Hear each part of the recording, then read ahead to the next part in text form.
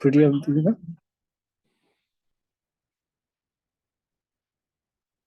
दिख रहा है PDF. Yes sir. Yes sir.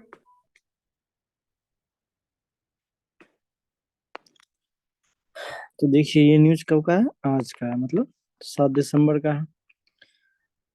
देखिए क्या हुआ कि ये दोनों जो मिले ना, कौन, चाइना और यूएस। यूएस मतलब अमेरिका। हम्म, तो दोनों मिलके क्या कर रहे हैं, restore military to military communication between the two nuclear weapon states. मतलब कि मिलिट्री एक, दोनों देश क्या कर रहे थे अपने एक दूसरे के बीच जो मिलिट्री कम्युनिकेशन है, मतलब कि दोनों एक साथ, मतलब युद्ध अभ्यास जो होता है उन चीजों के लिए, वो मतलब उन चीजों पे डिसीजन लेने के लिए दोनों मिले थे। तो कहता है कि इसकी वजह से क्या हुआ, जो क्रिटिकल ये था to prevent potentially catastrophic miscalculation, मतलब जो एक युद्ध में बदल सकता था ना, तो वो टल गया। मतलब दो देशों के बीच जो युद्ध होने वाला था वो टल गया इससे। तो अच्छी बात है पूरी दुनिया के लिए, ठीक ना।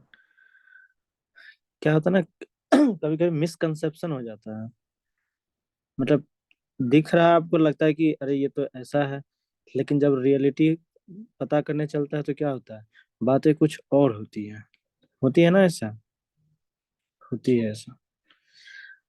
चलिए अब देखिए क्या करा, the respective defence forces will now resume regular exchange of information under the military maritime consultative agreement that started in 1998। क्या कह रहा है कि यूएस और अमेरिका के बीच में, ठीक ना, मतलब ये जो मिलिट्री मेरीटाइम है, मतलब मेरीटाइम वाला जो एरिया है उधर, मतलब क्या कहते हैं, मतलब मेरीटाइम वाले एरिया में जो मिलिट्री इंफॉर्मेशन है एक दूसरे के बीच जो एक्सचेंज होता है, तो उनको क्या किया गया, फिर से रिज्यूम किया गया।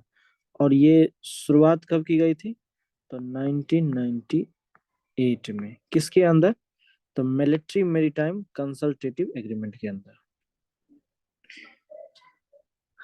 अब देखिए मामला क्या है, कहता है इस self ruled island state Taiwan, Taiwan का नाम सुने आप लोग, यस सर। एक छोटा सा आइलैंड है। कहता है status remains A bone of contention between the world's biggest superpower, with China pursuing the goal of its reunification into the mainland। अब क्या कर रहा है कि दोनों देशों के बीच जो यूएस है और चाइना है, तो दोनों के बीच किस चीज को लेकर झगड़ा है, ठीक है ना। तो झगड़ा ये है कि जो ताइवान, देखिएगा ना अगर आप वर्ल्ड मैप पे, तो ताइवान किसके करीब है, चाइना के करीब है। तो चाइना कहता है कि ताइवान जो है वो एक्चुअली क्या है कि मेरा पार्ट है, ठीक है, ठीक है, फिर से उस पर कब्जा करना चाह रहा है कौन, चाइना। कह रहा है कि ताइवान क्या है, हमारा है, ठीक ना, क्योंकि ये पहले भी क्या था, हमारा था।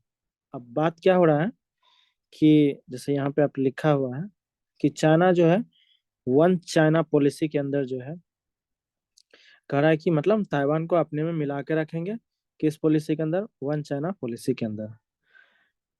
अब देखिए जो यूएस है, वो यूएस ये चीज कह रहा है, लेजिटिमेट कर रहा है, मतलब वैधता, मतलब वैलिडिटी कह रहा है कि हाँ, कि बीजिंग जो है किसकी सरकार है, चाइना, मतलब चाइना में चाइना की सरकार है। और ये भी कह रहा है कि हाँ ठीक है, ताइवान जो है क्या है, वो आपका पार्ट है, लेकिन कहता है कि डज नॉट इंडोर्स, यहाँ लिखा है डज नॉट इंडोर्स, मतलब लेकिन समर्थन नहीं करता है कि आपका देश का भाग है। मतलब समझे कि चाइना क्या कह रहा है कि हम दोनों जगह के सरकार हैं, चाइना का तो है ही, और जो ताइवान है कंट्री वो भी मेरा है, तो वो भी क्या हो गया, हम ही उसके गवर्नमेंट है। तो कह रहा है कि सब कुछ ठीक है यूएस वाला, लेकिन कहता हम इसकी समर्थन नहीं कर रहे हैं कि वो आपके कंट्री का पार्ट है, ठीक। कहता है and provide concrete security guarantees under the Taiwan relations act. अब क्या कर रहा है कि ताइवान रिलेशन एक्ट के अंदर क्या कर रहा है यूएस, उसको सिक्योरिटी प्रोवाइड कर रहा है। किसको प्रोवाइड कर रहा है? ताइवान को। मतलब समझे क्या कहानी? जैसे कहने का मतलब है कि जैसे मान लो हमारा इंडिया है, अब यूएस क्या बोलेगा कि हम इंडिया को भी सपोर्ट कर रहे हैं और हमारा जो कश्मीर है कश्मीर को भी सपोर्ट करेगा। मान लो कि कश्मीर तो चलो अब इंडिया में है ही, पीओके, पाकिस्तान ऑक्युपाइड कश्मीर, ये एक्चुअली किसका है? इंडिया का ही पार्ट है, लेकिन जबरदस्ती कब्जा किया हुआ कौन? पाकिस्तान, अवैध तरीके से। तो अभी यूएस बोले कि हम इंडिया के साथ भी हैं, पीओके के साथ भी हैं। तो गड़बड़ है ना ये बात? बात समझे? नहीं समझे आप लोग? यस सर, समझ गए। क्या समझे? मतलब सर वो दोनों का साथ दे रहा है, मतलब डेफिनेटली वो हाँ उसका साथ नहीं दे रहा है, बस उनको बोल रहा है कि हम आपके साथ भी हैं, उसके साथ भी हैं। हाँ, कह रहा है कि अरे हम आपके साथ तो हैं ही। और फिर ताइवान को क्या कर रहा है? उसको भी सिक्योरिटी प्रोवाइड कर रहा है। और ताइवान जो है वो झुक नहीं रहा है, किससे? चाइना से। चाइना कहता है कि तुम हमारे कंट्रोल में आ जाओ, कारण नहीं झुकेंगे, लड़ोगे तो हम भी तुमसे लड़ेंगे। ठीक है ना? कहानी अब समझ में आ गई है। तो अब देखो और क्या क्या किया। हम्म, अब देखो कहता है कि more specifically Washington and Beijing are leveraging their own areas of strength to the inflict maximum damage on the other। अब क्या कर रहा है कि इसकी वजह से क्या कर रहा है कि दोनों देश जो एक दूसरे से क्या कर रहा है, लेवरेज कर रहा है, मतलब फायदा दोनों से उठा रहा है। ठीक ना? तो अब क्या कर रहा है कि दोनों जिस एरिया में मजबूत है, तो तो, तो मान लो कि हम मतलब चाइना जिस एरिया में मजबूत है, तो उस एरिया से रिलेटेड डैमेज किसको पहुंचाएगा? यूएस को। और यूएस जिस एरिया में मजबूत है, तो उससे रिलेटेड चीजों को किसे डैमेज करेगा? कहाँ पे? चाइना पे। कैसे? वो अभी समझिएगा। देखिए क्या करता है कि जैसे क्या किया बाइडेन जो एडमिनिस्ट्रेशन है, मतलब अमेरिका की जो सरकार है, उन्होंने क्या किया अक्टूबर 2022 में एक्सपोर्ट पे बैन लगा दिया था। क्या चीज पे? और उसको बढ़ा के पहले अक्टूबर 2023 तक कर दिया। पहले अक्टूबर 2022 तक था, फिर वो लगा नहीं अक्टूबर 2023 तक जो है एक्सपोर्ट पे बैन रहेगा। किस चीज पे? कौन से एक्सपोर्ट पे? तो कंप्यूटर चिप्स पे। ठीक है ना? कि कंप्यूटर चिप्स जो भेजा जा रहा था चाइना को, उस पे क्या किया? बैन लगा दिया। कौन? बाइडेन की सरकार। ठीक ना? और ये जो कंप्यूटर चिप्स है इसका किस चीज में यूज होता था? तो जो सेमी कंडक्टर होता है ना, सेमी कंडक्टर में यूज होता है। सेमी कंडक्टर समझते हैं ना? जैसे ऐसे समझो जैसे गाड़ी सब में सेंसर लगा तो सेमी कंडक्टर होता है। समझ गए? जैसे गाड़ी के पास जाओ तो कैसे वो आवाज करने लगता है, गाड़ी में बैठे तो गाड़ी का इंडिकेटर खुल मतलब चलने लगा, ये सब वगैरह। ये सब क्या है? सेंसर लगा था। सेंसर मतलब इसमें सेमीकंडक्टर यूज होता है। बहुत सारी चीजों में सेमीकंडक्टर यूज होता है। जैसे सुने होगा ना कि लाइट है, मतलब ऐसे लाइट ऑफ रहेगा घर में, जब तुम एंटर करो लाइट जलने लगता है। समझ गया? ये सब चीजें। तो तो क्या हुआ कि ये जो कंप्यूटर चिप्स है, तो इसका किस चीज में यूज होता है? सेमीकंडक्टर में। तो ये कंप्यूटर चिप्स किसको जाता था? चाइना को। तो इस चीज पे किसने बैन लगा दिया? अमेरिका बोला कि नहीं भेजेंगे। क्यों नहीं भेजेगा? देखिए बोला क्या कि मतलब उसका है कि अगर हम इसको भेज देंगे ज्यादा, तो चाइना क्या करेगा? एआई और सुपर कंप्यूटर। ठीक ना? तो इस चीज में क्या होगा? चाइना बहुत बढ़ जाएगा आगे। और क्योंकि एआई और सुपर कंप्यूटिंग, इसकी वजह से चाइना क्या हो रहा है कि सुपरसोनिक और न्यूक्लियर वेपन्स में क्या हो रहा है? मजबूत बन रहा है। तो तो अमेरिका सोच रहा है कि अगर चाइना, ध्यान से समझिए, कि चाइना जो है अगर क्या होगा कि सुपरसोनिक, सुपरसोनिक मतलब मिसाइल के बारे में कर रहा है, सुपरसोनिक और न्यूक्लियर वेपन्स में अगर इसमें आगे हो गया चाइना, तो, तो कह रहा है कि तब तो ये हमारे हित की बात नहीं है। मतलब कि चाइना बन जाएगा सुपर पावर कंट्री, हमें पीछे छोड़ देगा। तो ऐसा क्या करते हैं कि इसको जो मटेरियल चाहे मटेरियल देंगे ही नहीं। बात समझ रहे हैं? मत देखो अमेरिका यही सोचता है कि हम सबसे ज्यादा क्या है? पावरफुल है और हमसे आगे कोई ना जाए, उसके लिए उसको जो करना पड़ेगा करेगा। फिर से उसको आतंकवादी संगठन बनाने का मन होगा तो फिर से बना देगा। यही चल रहा है दुनिया में, ठीक है ना। ये जो तालिबान का नाम सुने हैं आप लोग, ये किसके द्वारा बनाया गया? मेन कंट्रीब्यूशन यूएस का ही है, ठीक है ना। अच्छा, ये सब आतंकवादी संगठन क्यों बढ़ता है इतना?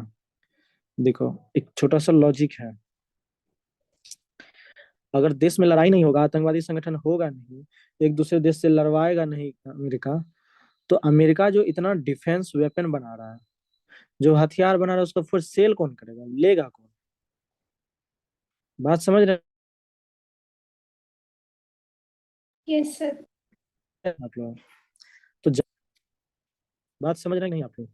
ज्यादा से ज्यादा हथियार जो है इसलिए बना रहा है ताकि दूसरा देश उसको सेल करे। तो जब आतंकवादी गतिविधि बढ़ेगा ही नहीं तो फिर कोई देश क्यों लेगा हथियार? तो इसलिए जान के ये चीज करवाया जाता है यूएस के द्वारा।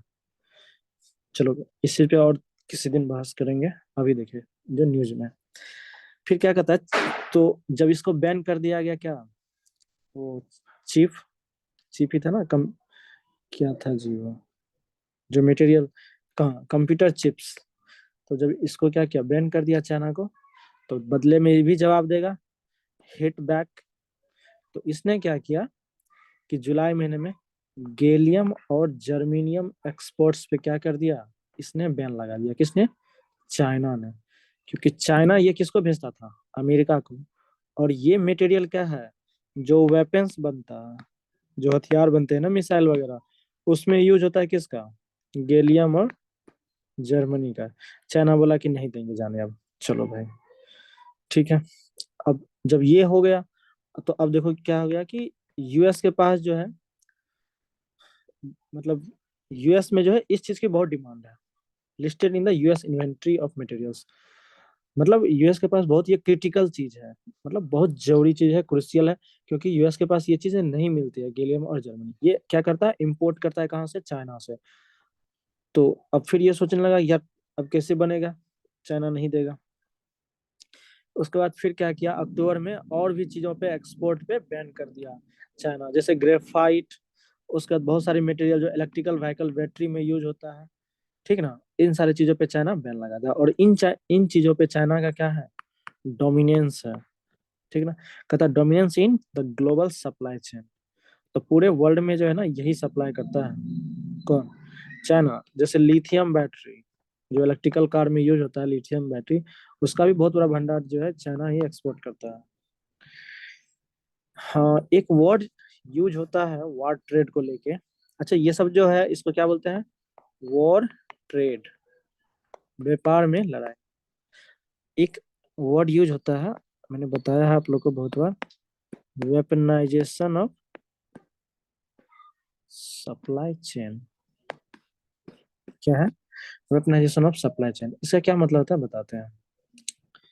जैसे कि मान लीजिए कि मैं आप लोग को टीचिंग कर रहा हूँ, ठीक ना, टीच कर रहा हूँ, पढ़ा रहा हूँ। ऐसे मान लो कि मेरे पास स्टेशनरी की शॉप है। क्या है? स्टेशनरी की शॉप है, समझते हैं ना, जहाँ पे कॉपी कलम किताब ये सब मिलता है। और जिस एरिया में है, उस एरिया में कोई और दुकान है ही नहीं। तो सब क्या करेगा, मेरे पास आएगा कलम लेने के लिए, कॉपी लेने के लिए। तो हम क्या करेंगे, जो सप्लाई चेन है, जो सप्लाई हम दे रहे हैं कलम का, कॉपी का, किताब का, तो हम इसको क्या करेंगे, इस मटेरियल्स को वेपन की तरह यूज करेंगे। कैसे? कहेंगे कि देखो, प्राइस ये इंक्रीज। नहीं, कलम तो तुमको हम देंगे, लेकिन हमारी बात माननी पड़ेगी तुमको, ठीक ना। जो हमें जरूरत है, आपको क्या करना पड़ेगा, हमारी बातों को मानना पड़ेगा कि हमारा दुकान ऐसा है, मतलब यहाँ रोड बनवा दो, ये कर दो, वो कर दो। मतलब समझे कि आप सप्लाई दे रहे हैं, उसको किस तरह यूज कर रहे हैं, एक वेपन की तरह, हथियार की तरह। इसको क्या बोलते हैं, वेपनाइजेशन ऑफ सप्लाई चेन। और अमेरिका बहुत माहिर है इस चीजों में, क्योंकि उसके पास क्या है, नेचुरल रिसोर्स बहुत चीज है, तो वो करता है।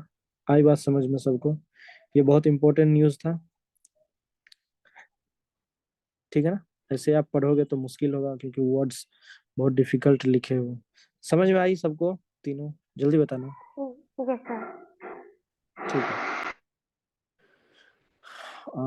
अब देखो, एक कुछ दिन पहले एक केस आया था इस तरह का। महुआ मोइत्रा ऐसे करके है, एक एमपी है, राज्यसभा की है या लोकसभा के, ऐसे ही है, पॉलिटिशियन है, सुने होंगे आप लोग। तो उनपे Yes. क्या था, हाँ, महुआ मोइत्रा ऐसे नाम है ना उनका। उनका इंग्लिश बहुत अच्छा है, बोलती है। तो उनपे ये आरोप लगा था, क्या हुआ ना कि पार्लियामेंट में जो वो क्वेश्चन पूछ रही थी, तो उसमें उस पे आरोप लगा था कि वो किसी से पैसे लेके क्वेश्चन पूछी थी पार्लियामेंट। जैसे पार्लियामेंट में बहस चलती है तो देखते हो ना कि हर मेंबर उसमें क्या करता है कि क्वेश्चन पूछता है। तो उसमें इल्जाम लगा था कि ये जो क्वेश्चन पूछ रही है, क्या कर रही है, पैसे लेके किसी से क्वेश्चन पूछ रही है। तो ये तो गलत चीजें हैं। तो ऐसे जब करता है ना, तो उनके लिए दो चीजें होती है। एक होता है एथिक्स कमिटी, एक होता है प्रिविलेज कमिटी। मतलब कि प्रिविलेज मतलब क्या होता है कि जैसे एमपी होता है, बोले ना कि एमपी को क्या करता है, जेल नहीं लेके जाया जा सकता है कोई केस में। तो ये क्या है उसके पास, प्रिविलेज है। याद है 105 और 94, याद होगा आप लोग को, एमपी के पास जो पावर होता है ना, प्रिविलेज पावर। नहीं याद यस है? सर। ठीक है। तो अगर देखो, दो चीजें बात है। एक प्रिविलेज होती है कि लोकसभा की प्रिविलेज, मतलब सदन के अंदर उनकी प्रिविलेज है। मतलब अगर कोई रूल उसको, कोई रूल तोड़ेगा अंदर का, लोकसभा के रूल्स को, जो बहस चलती रहती है, तो उनके लिए प्रिविलेज कमेटी है। और एक इंडिविजुअल राइट्स भी होता है, इंडिविजुअल प्रिविलेज। एक तो हो गया सदन का, और एक जो व्यक्ति है व्यक्तिगत, उसे भी मिलता है ये प्रिविलेज, रहता है ना, मिलता है। तो अगर कोई रूल्स को फॉलो नहीं करेगा या रूल्स को तोड़ेगा, तो ठीक है ना, या तो एथिक्स कमेटी के अंदर देखा जाता है, एग्जामिन किया जाता है, या प्रिविलेज कमेटी के अंदर। तो प्रिव जारी किया जाए, तो जो प्रिविलेज कमेटी है उसमें किस मामले को लाया जाता है, अगर कोई मामला सीरियस मैटर हो तब। नहीं तो उसे कहाँ भेजा जाता है, एथिक्स कमेटी में। ठीक है, यहाँ तक क्लियर है?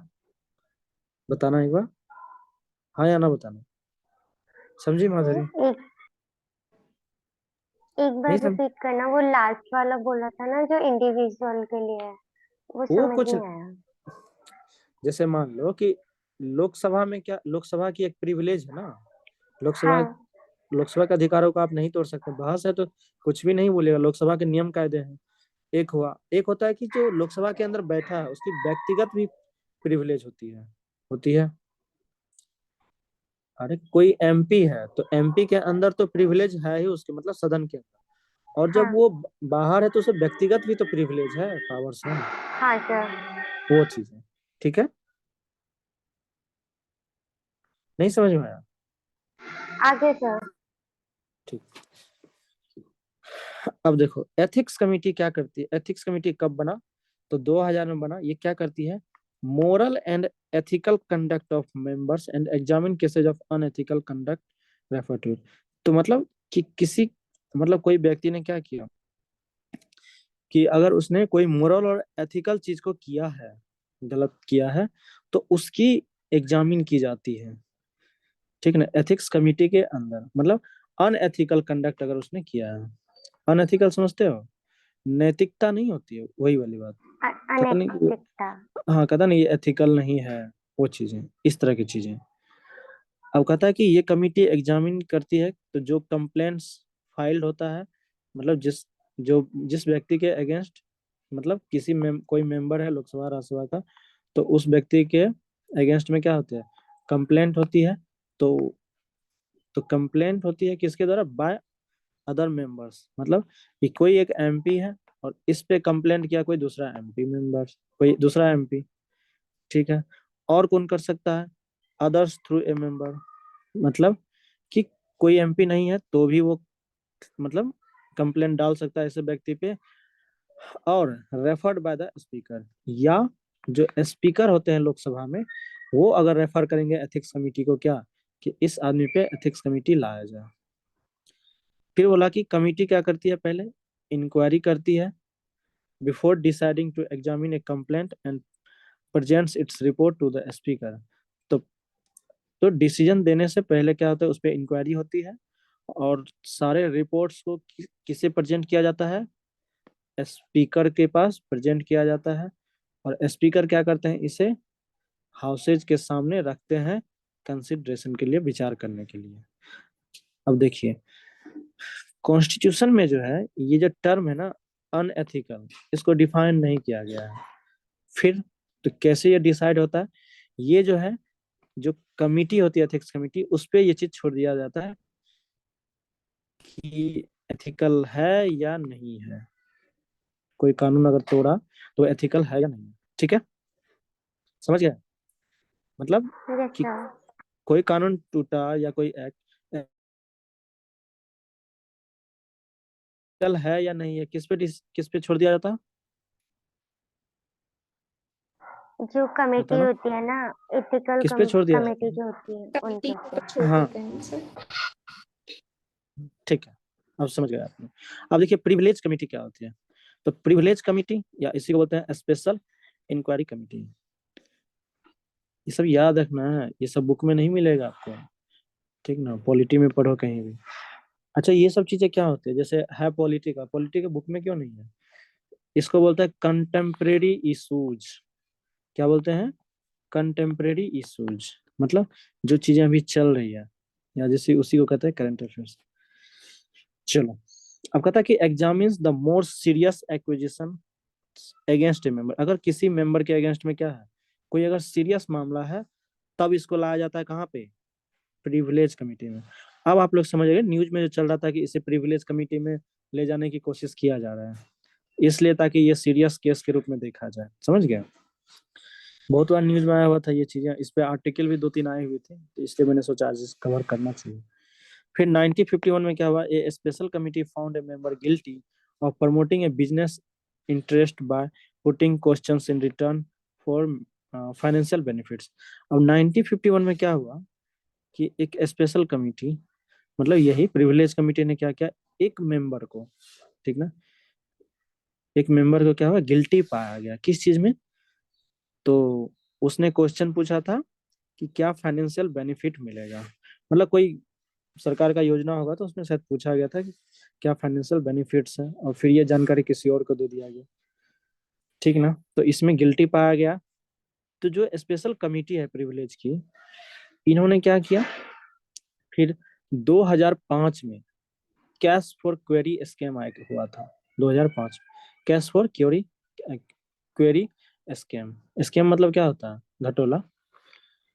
तो इसमें 2005 में क्या हुआ, 10 एमपी लोकसभा थे, एमपी मतलब लोकसभा के 10 सदस्य जो थे वो गिल्टी पाए गए थे, और प्रिविलेज कमेटी ने क्या बोला, रेकमेंड फॉर एक्सपल्सन, एक्सपल्स कर दीजिए, मतलब एक्सपेल, एक्सपेल मतलब समझते हो ना, जैसे कैसे बच्चा एग्जाम में चीट पकड़ा तो कहता नहीं, इसे एक्सपेल कर दीजिए, मतलब कि एमपी के सीट से इसे क्या कीजिए, हटा दीजिए। प्रिविलेज कमेटी ने रेकमेंड किया था लोकसभा को, ठीक है।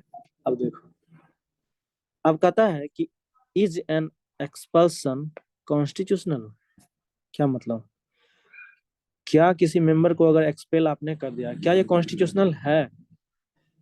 देखिए इस पे क्या दलील है। तो कॉन्स्टिट्यूशन में एक आर्टिकल है, ये नोट कर लीजिएगा, आर्टिकल जो आप लोग बनाते हैं ना आर्टिकल वाला, वो छोटा सा डायरी, उसमें तो आर्टिकल कितना है, 101। इसमें क्या है, तो इसमें है कि lists down the grounds for vacation of seats by an MP, कि कोई एमपी जो है अपना सीट खाली करेगा किस ग्राउंड पे, ये चीजें लिखी गई है 101 में, आर्टिकल 101। कौन सा ग्राउंड है, कौन कौन से ग्राउंड है देखो, तो वॉलेंट्री रेजिग्नेशन, मतलब खुद से अपना त्याग, मतलब क्या बोलते हैं उसको, इस्तीफा दे दे, वही त्याग, या डिस्क्वालिफिकेशन, उसे डिस्क्वालीफाई कर दिया जाए, या continuous absence from the house for 60 sittings, कि हाउस में जब बैठक होती है, सिटिंग होती है, अगर कंटिन्यू लगातार 60 सिटिंग तक क्या हुआ, नहीं आएगा वो व्यक्ति, प्रेजेंट नहीं होगा, तो क्या किया जाता है, उसे एमपी सीट से हटा दिया जाता है। यही है, पढ़े होंगे आप लोग पार्लियामेंट यस चैप्टर सर। में। अब देखो, कहता है कि एक्सपल्सन जो ये होता है, not mention explicitly in the constitution, constitution में ये मतलब कंफर्म, मतलब क्या कहते हैं, क्लैरिफाई नहीं किया गया है, क्या चीज, कि एक्सपल्सन होता क्या है, कैसे एक्सपल्सन किया जाएगा, ये क्लेरिफाइड नहीं है कहाँ, कॉन्स्टिट्यूशन में। लेकिन इससे रिलेटेड दो जजमेंट है सुप्रीम कोर्ट में, और देखिए दोनों जजमेंट दो तरह के हैं। क्या है, तो एक है राजा रामपाल वर्सेस ऑनरेबल स्पीकर 2007 का केस है ये। इसमें क्या बोला गया कि जो सुप्रीम कोर्ट है उन्होंने बोला कि देखिए जो पार्लियामेंट का पावर है ना, क्या चीज का पावर है, तो to expel its member for breach of privilege by interpreting article 101 to include expulsion as a ground, कि 101 आर्टिकल के अंदर जो ग्राउंड है किसी भी एमपी को हटाने का एमपी पद से, तो कह रहा है कि जो पार्लियामेंट का ये पावर है वो अपहेल्ड है। अपहेल्ड मतलब सही ठहराया, बोला कि नहीं ये पार्लियामेंट के पास पावर है, वो कर सकता है ऐसा। किसमें बोला, 2007 वाले केस में। ये केस याद रखिएगा, राजा रामपाल वर्सेज ऑनरेबल स्पीकर 2007। फिर आइएगा अगर आप 2010 के केस में, किनका केस है, तो Amarinder Singh versus special committee Punjab Vidhansabha 2010। इसमें क्या बोले थे, इसमें अलग तरह का डिसीजन दिया गया सुप्रीम कोर्ट के द्वारा, बोला कि held expulsion by the state assembly as unconstitutional. ठीक ना, ये स्टेट असेंबली में था, राज्य विधानसभा में।